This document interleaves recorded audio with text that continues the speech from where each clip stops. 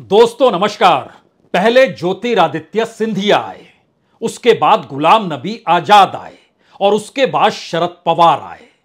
तीनों की पहचान राजनीतिक तौर पर कांग्रेस के साथ जुड़ी हुई रही है, लेकिन तीनों जब सामने निकल कर आए तो तीनों ने निशाने पर और किसी को नहीं, कांग्रेस को लिया।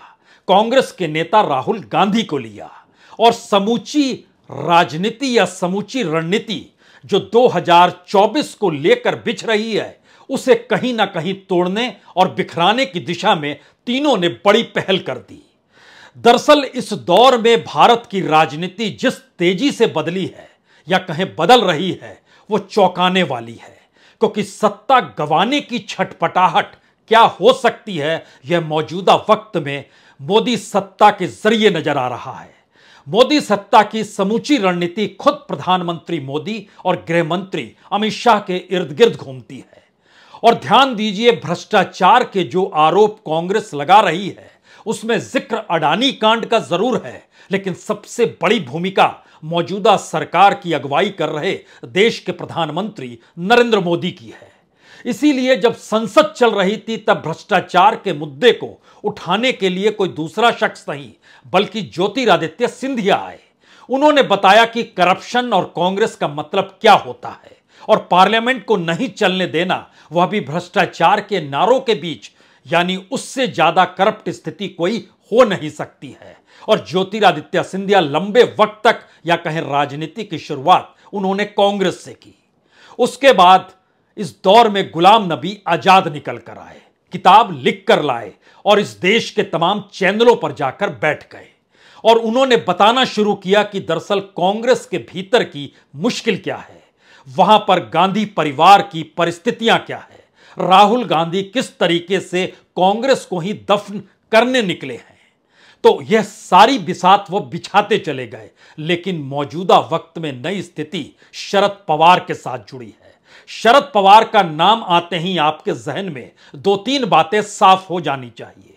शरद पवार राजनीति के वह खिलाड़ी हैं, कहते हैं, जिनके हाथ में जितने पत्ते उतने ही आस्तीन में पत्ते। और अगर उनके कार्यकाल के भीतर इस देश के तमाम घपले घोटालों को उभारिएगा तो फहरिस्त बड़ी लंबी होगी। और मौजूदा वक्त में उनके और उनके परिवार के सदस्यों पर जो ईडी जांच चल रही है, सीबीआई कार्रवाई कर रही है, वह फहरिस्त भी लंबी हो चली है। तो ऐसे में इस देश के भीतर में सबसे बड़े कॉरपोरेट की पहचान पाए अडानी ग्रुप के न्यूज चैनल पर आकर उन्होंने जो इंटरव्यू दिया और इंटरव्यू लेने वाले के जो सवाल हैं, इन दोनों को पहले आज गौर कर लीजिए। यह इसलिए गौर करने की जरूरत है क्योंकि किस तरीके से मीडिया का रोल क्या होता है और इस देश में राजनीतिक बिसात में बीजेपी के पास कोई अपना ऐसा कद्दावर नेता नहीं जो बीजेपी या प्रधानमंत्री मोदी को डिफेंड करने के लिए सामने आए तो जनता कहे वाह, सही कह रहे हैं। तो ऐसे में पुराने कांग्रेसियों को ही ढाल बनाया गया है और इस ढाल बनाने के दौर में जो इंटरव्यू चला और इंटरव्यू लिया गया, उसमें इंटरव्यू लेने वाला शख्स पेरोल पर अडानी ग्रुप के साथ है और उसने जो इंटरव्यू लिया उसका मजमून अगर 3-4 शब्दों में पहले समझ लें तो यही कहा गया, तो मैंने कोई अपराध तो नहीं किया, तो कांग्रेस बेकार ही इन मुद्दों को उठा रही है, तो सुप्रीम कोर्ट है ना, तो जेपीसी की क्या जरूरत है, तो मैं बेदाग साबित हुआ। इस अंदाज में लिए गए इंटरव्यू के भीतर का सच शरद पवार के साथ इसलिए जोड़ने की जरूरत है क्योंकि शरद पवार खुद कटघरे में है और शरद पवार जिस तरीके से जेपीसी का विरोध करते हुए सामने आए और उन्होंने जिस तरीके से पार्लियामेंट को लोकतंत्र के दायरे में लाकर खड़ा किया और कहा कि पार्लियामेंट का मतलब तो डिस्कशन और डायलॉग होता है, ये वही शरद पवार हैं जिन्होंने 2 हफ्ते पहले इस देश के प्रधानमंत्री को, 2 भी नहीं लगभग 1 हफ्ते पहले, जो देश के प्रधानमंत्री को 9 नेताओं ने हस्ताक्षर के साथ यह कहकर पत्र लिखा था कि इस देश में अब डेमोक्रेसी नहीं ऑटोक्रेसी है, यानी लोकतंत्र नहीं तानाशाही है। उसके बाद इस इंटरव्यू में वह संसद के भीतर डिस्कशन और डायलॉग, लोकतंत्र का राग गाते हुए कहना चाहते थे। लेकिन बहरहाल मुश्किल सवाल सबसे बड़ा यही हो चला है, क्या मौजूदा राजनीतिक सत्ता की छटपटाहट 2024 को लेकर इतनी बड़ी हो चली है कि जो अडानी कांड का मुद्दा था वो जनता में नीचे तक जा चुका है। और इसीलिए प्रधानमंत्री ने तय किया कि अब उस देश को घूमेंगे, रैलियां करेंगे, दक्षिण के हिस्से में जाएंगे जहां उनको जीत नहीं मिलती है, वो आंध्र प्रदेश हो, वो तमिलनाडु हो, वो कर्नाटक हो, वो केरल हो। इस दिशा में उनकी यात्रा शुरू हो गई। और दूसरी तरफ बीजेपी नहीं बल्कि पुराने कांग्रेसियों को ही अपना ढाल बनाकर, कांग्रेस को ही टारगेट पर लेते हुए करप्शन के मुद्दे को ही 2024 का हिस्सा कुछ इस तरीके से बना दिया जाए जिसमें भ्रष्टाचार मुद्दा रहे, लेकिन सत्ता का भ्रष्टाचार नहीं बल्कि विपक्ष जब सत्ता में थी उस वक्त के गठजोड़ों को बताने की परिस्थिति में लाकर खड़ा किया जाए। तो शरद पवार की अपनी स्थिति क्या है और इस इंटरव्यू के मजमून के जरिए जरा समझने की बहुत जरूरत है। शरद पवार का कहना है, हमने बयान देने वाले का नाम नहीं सुना। वो जिक्र कर रहे हैं हिडेनबर्ग रिसर्च का, बैकग्राउंड नहीं देखा क्या है। ऐसे मुद्दे जब उठते हैं तो देश में हंगामा खड़ा होता है, इसकी कीमत चुकानी पड़ती है, अर्थव्यवस्था पर कैसा असर पड़ता है, हम ऐसी चीजों को नजरअंदाज नहीं कर सकते। और ऐसा लगता है कि यह टारगेटेड था। यानी पहले राउंड में उन्होंने अडानी को क्लीन चिट दी, हिडेनबर्ग रिसर्च के बारे में कहा कोई जानकारी इस देश के भीतर में उसको लेकर होनी नहीं चाहिए, कोई बहस मुआइज होनी नहीं चाहिए। यानी वो तमाम मुद्दे जो एसबीआई, पीएनबी या एलआईसी के जरिए या पेंशन का पैसा भी जिस रूप में शेयर बाजार में इस कंपनी को बढ़ाने के लिए रचा गया, उस पर यह क्लीन चिट देते हैं। दूसरी परिस्थिति आती है कि अपने तौर पर जो लगातार आरोप लगे कि इस देश की संपत्ति को कैसे ट्रांसफर किया गया, उसको यह मान रहे हैं कि दरअसल यह अडानी की उपलब्धि है। हमें लगता है उसके बाद का सवाल और बड़ा महत्वपूर्ण है जिसमें जिक्र करते हैं जेपीसी क्यों नहीं होना चाहिए।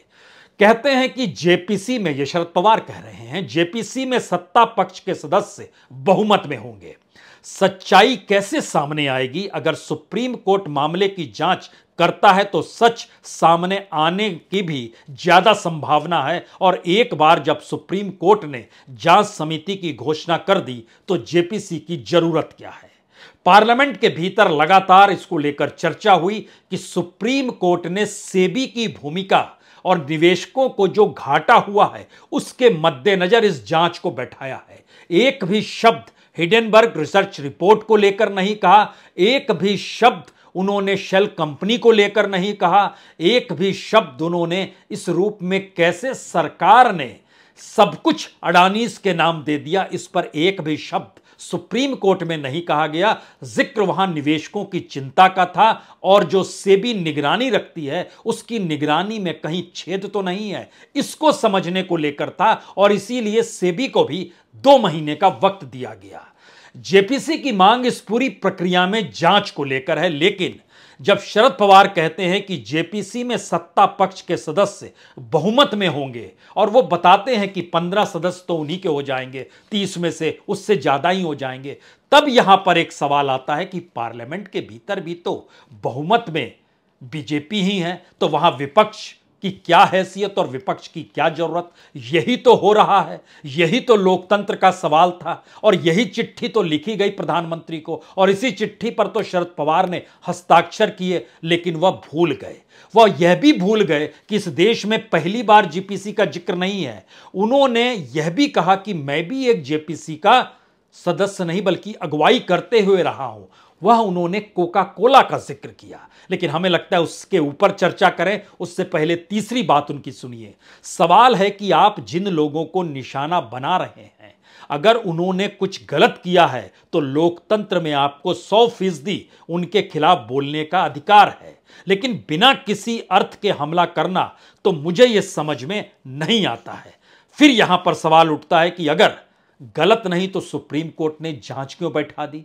इन्हीं की बात को अगर ले लें तो, यानी अंतर्विरोध ही नहीं बल्कि किस तरीके से चलना है, सब कुछ स्क्रिप्टेड है। स्क्रिप्ट कौन लिख रहा है इस पर भी चर्चा होगी।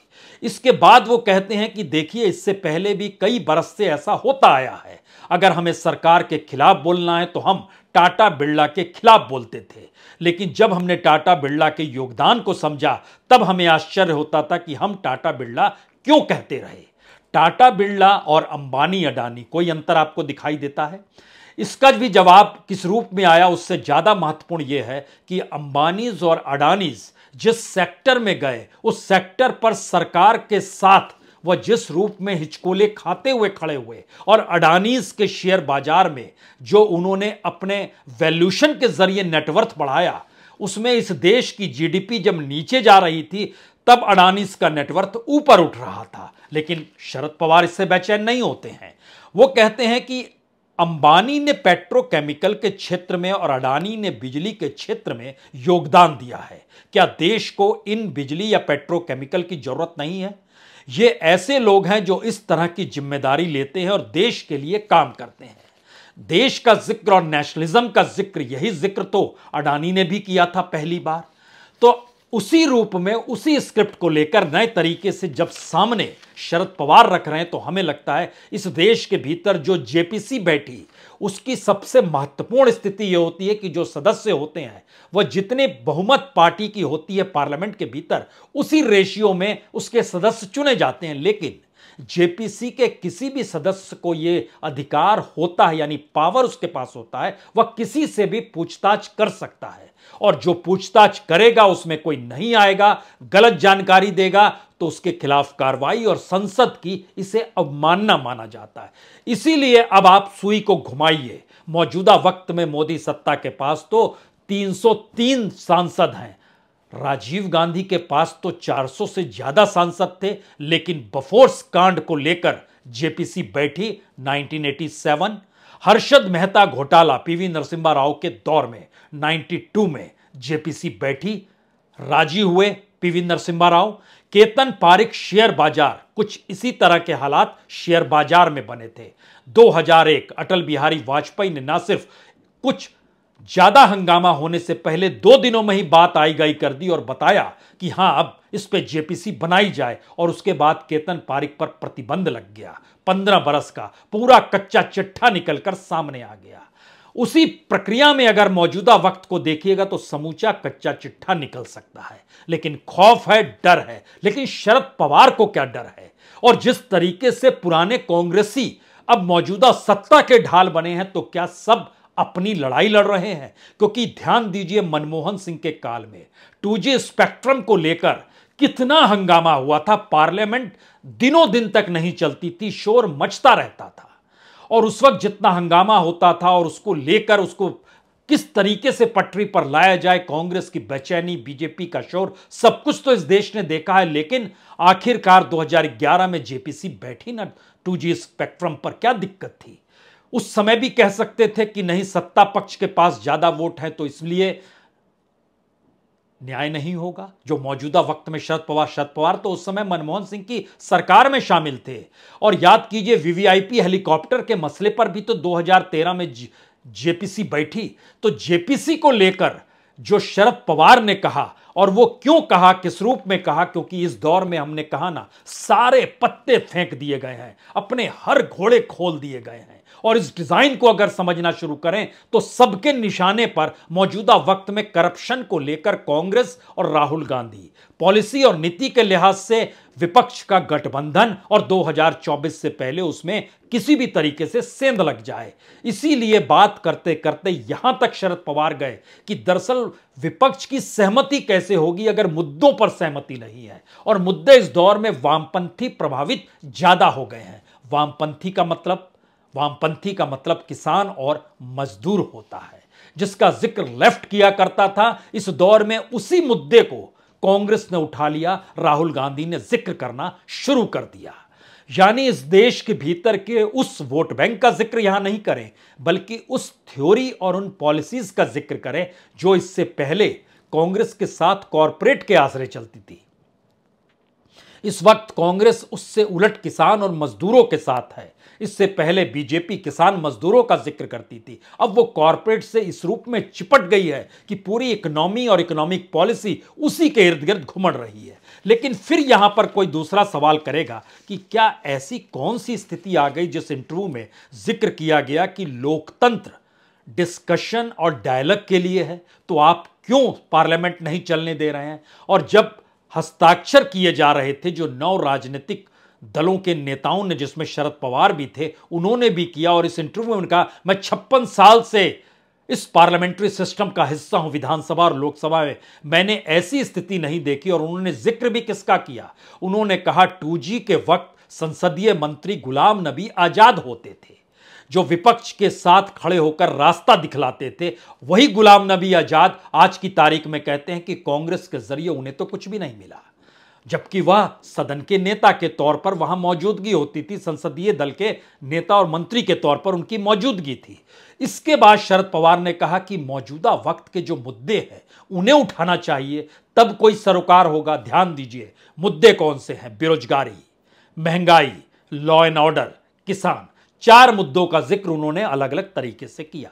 महंगाई की वजह इस देश की इकोनॉमिक पॉलिसी, बेरोजगारी की वजह इस देश के भीतर की economic policy, law and order का सिचुएशन इस देश के भीतर में वोटरों के ध्रुवीकरण को लेकर जो कॉम्बिनेशन सांप्रदायिक हिंसा के जरिए नजर आता है या उसका जो खेल खेला जाता है वह, और किसानों का संकट, वही रिफॉर्म, वही 3 बिल जो पार्लियामेंट के भीतर आए। और जहां डेमोक्रेसी होती और बहस होती तो ये 3 बिल नहीं आ सकते थे, लेकिन राज्यसभा में शोर शराबे के बीच कैसे इन बिलों को पास किया गया यह भी हर किसी ने देखा। तो सब कुछ आंखों के सामने है।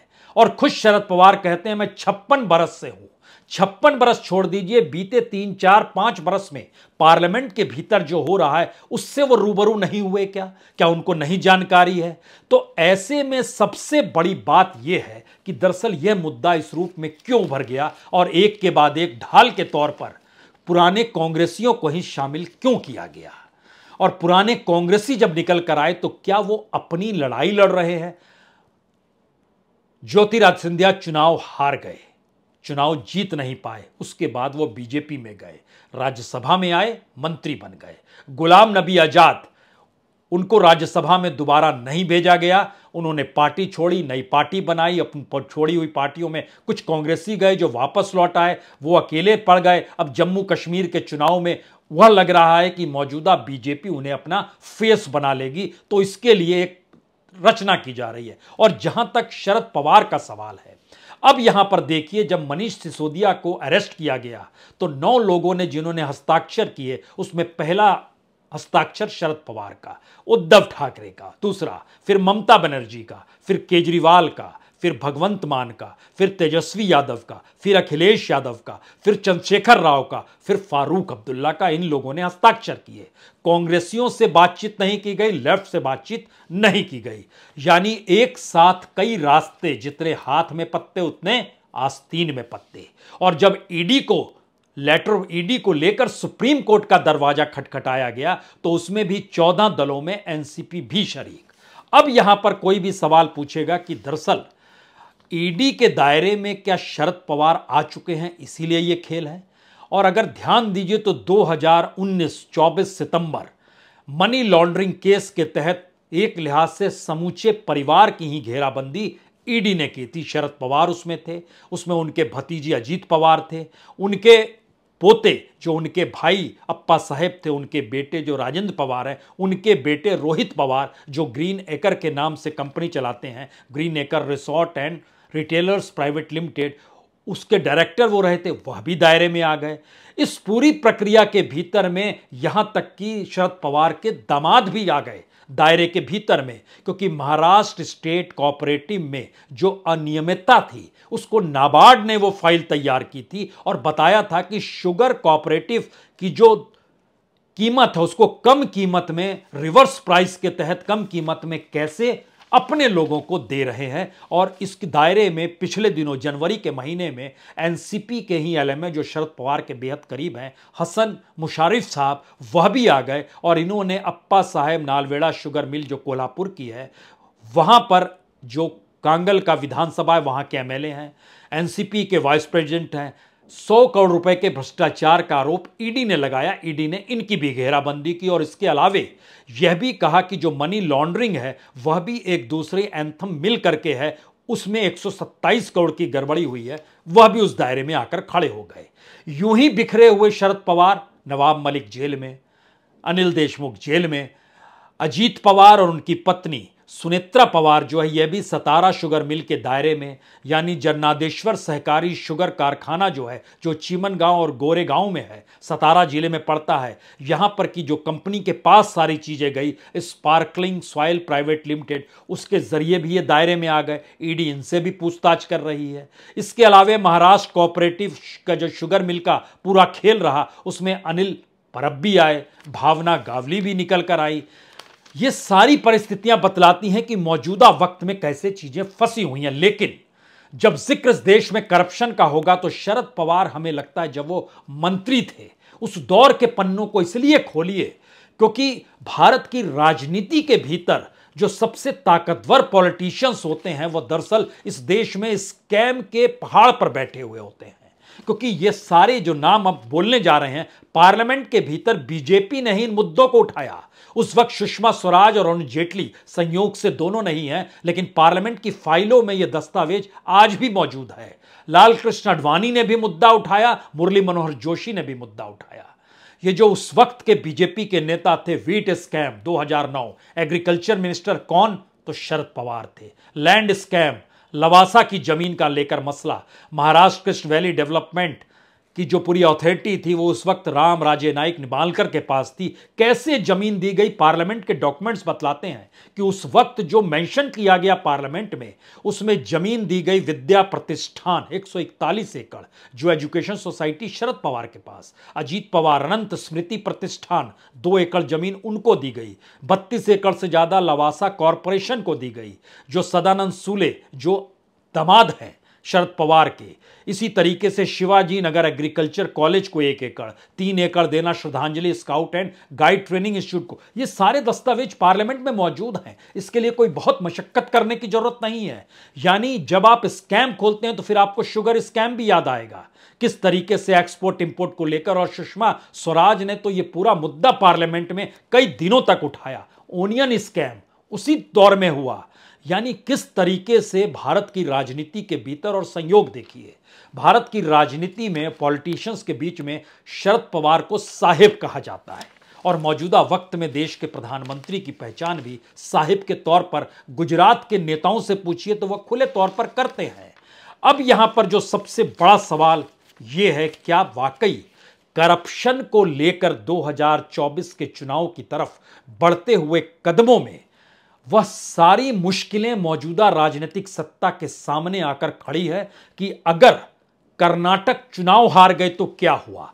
असल सांस वहीं फूली हुई है कि उसके बाद तो यह माना जाएगा कि मौजूदा वक्त में कांग्रेस जिन मुद्दों को उठा रही है या जो पदयात्रा हुई वह सफल हो गई। और दूसरी परिस्थिति है कि अगर बीजेपी चुनाव जीत गई तो ये सारे मुद्दे धरे के धरे रह जाएंगे। और जो एनालिसिस ज्योतिरादित्य सिंधिया का हो सकता है, गुलाम नबी आजाद का, या फिर शरद पवार का रह रहा हो, वो ये मानकर चल रहे हैं कि दरअसल मोदी सत्ता को हरा पाना नामुमकिन है। तो ऐसे में अपनी लड़ाई विपक्ष के साथ खड़े होकर लड़ने में ऊर्जा क्यों व्यर्थ की जाए? क्यों नहीं सत्ता के साथ खड़े होकर पुरानी फाइलों को खोलकर कांग्रेस को ही कटघरे में खड़ा कर दिया जाए? ये अलग मसला है कि बीते 9 बरस से सत्ता में बीजेपी खड़ी है। क्या यही बात है? क्योंकि यहां वैचारिक और तकनीकी मामला नहीं है, कोई ऐसी आइडियोलॉजिकल थ्योरी भी नहीं है, और टेक्निकलिटीज का मामला यह है कि जिस जेपीसी की मांग है, जिस अडानी कांड का जिक्र है, उसमें सवाल अडानी एक प्यादे के तौर पर है। मौजूदा वक्त में किसी भी देश का प्रधानमंत्री अगर वह कटघरे में विपक्ष के द्वारा खड़ा किया जा रहा हो और जांच हो रही हो, तो ऐसे में यह आरोप तो बफोर्स के वक्त भी लगे, यह आरोप तो केतन पारिक के वक्त भी लगे, यह आरोप तो हर्षद मेहता कांड के वक्त भी लगे। इन तमाम वक्त में, और जिसका जिक्र शरद पवार ने कहा मैं भी जेपीसी का, वह कोका कोला का मसला था, उसमें पेस्टिसाइड ज्यादा था, इसको लेकर जेपीसी बनी थी, उसकी वो अगुवाई कर रहे थे, लेकिन वो पॉलिटिकल नहीं था। और इस पॉलिटिकल एस्पेक्ट में अगर देखिए तो इससे पहले का कोई भी प्रधानमंत्री यह नहीं कहता था जेपीसी नहीं बननी चाहिए। वो कटघरे में खड़ा, सत्ता भी गई, बफोर्स की वजह से राजीव गांधी की सत्ता भी गई, यह भी फैक्ट बात है। और जिस चकाचौंध को वाजपेयी सरकार ने दिखाया उनकी भी सत्ता गई। और मनमोहन सिंह के दौर में जो स्कैम और 2G का जिक्र होता है, सत्ता जाने की एक बड़ी वजह वह भी थी। लेकिन मौजूदा सत्ता यह सोचकर परेशान है कि जिस दिन सत्ता चली गई उस दिन क्या होगा। तो सत्ता ना जाने देने की परिस्थितियों को जो खड़ा किया गया है इस देश के भीतर में, अभी तो चंद प्यादे सामने आए, आने वाले वक्त में आपके सामने कुछ नई तस्वीर भी आएगी। यह तस्वीर भारत की राजनीति में सिर्फ एक ही मुद्दे को लेकर है, सत्ता नहीं गंवानी है। बहुत बहुत शुक्रिया, बहुत बहुत शुक्रिया।